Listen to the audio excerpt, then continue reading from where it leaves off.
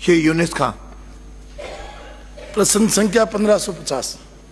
माननीय मंत्री जी। माननीय अध्यक्ष जी, मैं माननीय डीडवाना से आने वाले सदस्य को बताना चाहूँगा। खंड ए, प्रदेश में अल्पसंख्यकों के उत्थान हेतु संचालित योजनाओं का विवरण परिशिष्ट 1 पर संलग्न है। खंड 2, अल्पसंख्यक मामलात एवं वक्फ विभाग द्वारा संचालित योजनाओं में केंद्र एवं राज्य सरकार द्वारा जनवरी 2022 से दिसंबर 2022 तक स्वीकृत एवं व्यय की गई राशि का योजनावार विवरण परिशिष्ट 2 पर संलग्न है।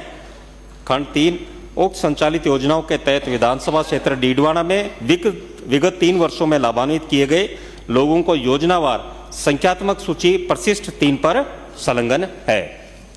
माननीय अध्यक्ष जी, उत्तर मेरे को मिल गया, आज ही मिला है। मेरा आपके माध्यम से माननीय मंत्री जी से और सरकार से आग्रह है कि मैंने अल्पसंख्यकों के बारे में पूछा, मैंने मुस्लिम्स के बारे में नहीं पूछा है। राजस्थान में 6 अधिसूचित अल्पसंख्यक समुदाय हैं, जिसमें मुस्लिम, सिख, जैन, ईसाई, बौद्ध और पारसी। तो इन्होंने खाली मुझे मदरसा बोर्ड का जवाब भेजा है। तो मेरा माननीय मंत्री, आपके माध्यम से माननीय मंत्री जी का आग्रह है कि 1.25 करोड़ पॉपुलेशन है इस प्रदेश में, जिसमें हमारे जैन भाई भी रहते हैं, सिख भाई भी रहते हैं, सब रहते हैं। तो उनके उत्थान के लिए राज्य सरकार क्या योजना है, उनका जवाब आपके माध्यम से मैं पूछना चाहूँगा कि पूरा मेरे को दे दें, कोई दिक्कत नहीं है। समय का अभाव था या समझने में, क्योंकि मेरा क्वेश्चन जो है वो प्रदेश में अल्पसंख्यकों के उत्थान के लिए पूछा, मैंने मुस्लिम उत्थान के लिए नहीं पूछा। और उसमें भी सिर्फ मेरे को जवाब मिला है मदरसा बोर्ड का। तो मेरा आपसे आग्रह है कि मदरसा बोर्ड के अलावा भी मैं इनका वो देख रहा था, मदरसा बोर्ड के अलावा भी अल्पसंख्यक आयोग, मदरसा बोर्ड, हज कमेटी, वक्फ विकास परिषद, वक्फ, मुस्लिम वक्फ, ये सब है। और जो इन्होंने जवाब दिया है मैं उस पर नहीं जाऊंगा। मैं तो आपके माध्यम से इतना ही आग्रह करूंगा कि बाकी समुदाय जैसे सिख है, जैन है, ईसाई है, बौद्ध है, इनके लिए भी क्या राज्य सरकार कोई योजना बनाने का विचार रखती है या उनकी कोई योजना है, तो मेरे नए सिरे से उत्तर दे दें, मुझे कोई दिक्कत नहीं है सर, मेरा कोई ऐसा जिद नहीं है। और दूसरा मेरा यह है कि मैं इनका पढ़ रहा था वक्फ बोर्ड का, तो मैं माननीय मंत्री जी को एक तो ये निवेदन करूंगा कि एक बार मेरा पुनः इन सब समुदायों को जोड़ते हुए जवाब दे दें। और दूसरा ये है कि इनका इम्प्लीमेंटेशन जो भेजा है माननीय मंत्री जी, आप कांग्रेस वाले ये हमेशा ये कहते हैं कि हम साहब जो है अल्पसंख्यकों के हितैषी, और आप ये देखिए कि इनका इम्प्लीमेंटेशन देखिए कांग्रेस सरकार का कि उन्होंने किस तरीके से आपके इसको उत्तर को ही मैंने देखा है कि उन्होंने 89 काम घोषित किए अपने कार्यकाल में, उनमें से सिर्फ 2 काम कंप्लीट किए, सिर्फ 2 काम कंप्लीट किए। तो मैं माननीय अध्यक्ष जी आपके माध्यम से ये पूछना चाहता हूं, क्या सरकार, अभी हमारे केंद्रीय सरकार ने भी बजट रखा, वर्तमान सरकार ने भी बजट रखा, और माननीय प्रधानमंत्री नरेंद्र मोदी जी कहते हैं सबका साथ, सबका विकास, सबका विश्वास और सबका प्रयास के साथ हमें काम करना चाहिए। तो ये जो पिछली सरकार 2018 से लेकर के 2023 तक चली, क्या उसके कार्यकाल में जो आपने मेरे उस कार्यकाल की रिपोर्ट भेजी है, क्या सरकार उस कार्यकाल की जांच का विचार रखती है?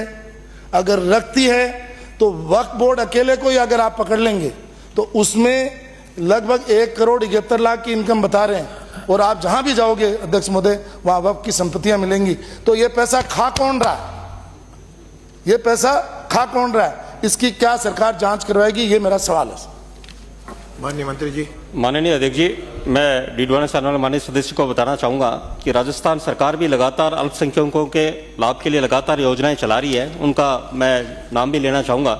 मुख्यमंत्री अनुप्रति कोचिंग योजना, निःशुल्क छात्रावास योजना, कौशल विकास प्रशिक्षण कार्यक्रम, अल्पसंख्यक शिक्षण संस्थाओं को मान्यता देने हेतु कार्यक्रम, मुख्यमंत्री उच्च शिक्षा छात्रवृत्ति योजना, कालीबाई भील मेधावी छात्रा स्कूटी योजना, अल्पसंख्यक आवासीय विद्यालय, ये सब तरह की योजनाएं इस तरह की योजनाएं हैं जो समस्त अल्पसंख्यक वर्ग को सम्मिलित करते हुए सबका साथ सबका विकास कार्यक्रम को देखते हुए काम कर रहे हैं। और आपका दूसरा प्रश्न कि भाई जो कांग्रेस के शासन में 89 घोषणा है उसमें 2 पे ही काम हुआ, और आपका माननीय सदस्यगण का ये बात रखते हुए कि प्रधानमंत्री जी का सबका साथ सबका विकास, ये बिल्कुल सत्य है कि देश में जो भी काम हो रहे हैं, चाहे प्रधानमंत्री आवास योजना से लेकर देखें, चाहे यदि खाद्य सुरक्षा योजना लाभार्थी देखें, कोई भी ऐसी योजना नहीं है जिसमें अल्पसंख्यक वर्ग अलग रहे, उनको भी सबसे ज्यादा यदि लाभ यदि किसी योजनाओं का लिया है भारत के सभी नागरिकों के साथ, उसमें अल्पसंख्यक वर्ग के समस्त जो 7 वर्ग 6 वर्ग आपने बताए उन सब ने लाभ लिया है, और राजस्थान में भी उन सब ने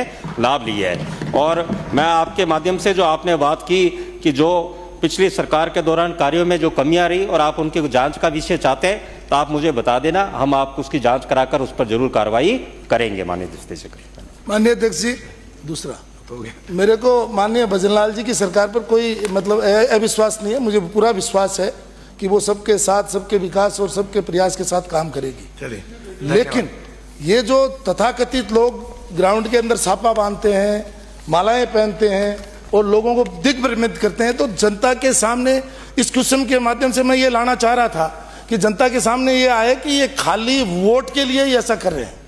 इसलिए आप मेरे क्वेश्चन का नए सिरे से दोबारा जवाब देंगे तो उसमें सारी चीज़ें आ जाएंगी। पुनः मेरा आपसे इतना ही आग्रह है कि क्या आप जांच करवाएंगे, क्या खाली वक्फ बोर्ड की करवा दीजिए, जिससे जनता को दूध का दूध और पानी का पानी हो जाएगा। आप मिले श्री, कोई बोलना है? बोलना है तो बताओ, नहीं कुछ उत्तर देना तो बताओ। अब नहीं, नो नो नो, नई परंपरा नहीं, नई परंपरा नहीं ब्राजो, जो कुछ कहना माननीय सदस्य। नो, आपको कुछ कहना, आपको मंत्रियों को जवाब देना, बोलिए।